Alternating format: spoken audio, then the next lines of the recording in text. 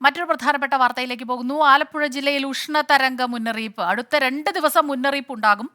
കോഴിക്കോട് ജില്ലയിലും താപനില ഉയരും. വേനൽ മഴ സജീവമാകുമെന്നും കാലാവസ്ഥാ നിരീക്ഷണ കേന്ദ്രം അറിയിക്കുന്നുണ്ട്. അലക്സ് റാം മുഹമ്മദ് ചേരുന്നുണ്ട് തിരുവനന്തപുരത്ത് നിന്ന് വിവരങ്ങളുമായി. അലക്സ്, കാസർഗോഡും കണ്ണൂരിലും വേനൽ മഴ ലഭിച്ചിട്ടുണ്ട് എന്നൊരു ആശ്വാസമുണ്ടെങ്കിലും വീണ്ടും ഉഷ്ണതരംഗ സാധ്യത അത് കൂടി വരിക തന്നെയാണ്. 2 ദിവസം കൂടി ഉണ്ടാകുമെന്നാണോ പറയുന്നത്? ഇതാ തീർച്ചയായും സംസ്ഥാനത്ത് ഈ താപനില ഉയർന്നു തന്നെ തുടരും എന്ന മുന്നറിയിപ്പാണ് കേന്ദ്ര കാലാവസ്ഥാ വകുപ്പ് നൽകുന്നത്. പ്രത്യേകിച്ച് ആലപ്പുഴ ജില്ലയിൽ ഉഷ്ണതരംഗ മുന്നറിയിപ്പ് നൽകുന്നു.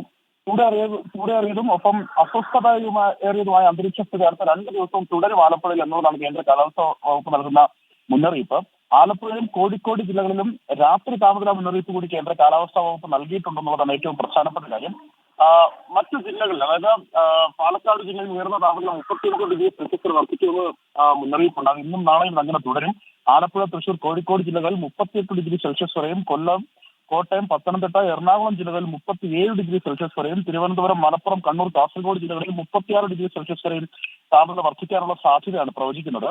സാധാരണയേക്കാൾ 2 മുതൽ 4 ഡിഗ്രി സെൽഷ്യസ് വരെ ഈ ജില്ലകളിൽ താപനില വർദ്ധിക്കും എന്നുള്ളതാണ് മുന്നറിയിപ്പ്.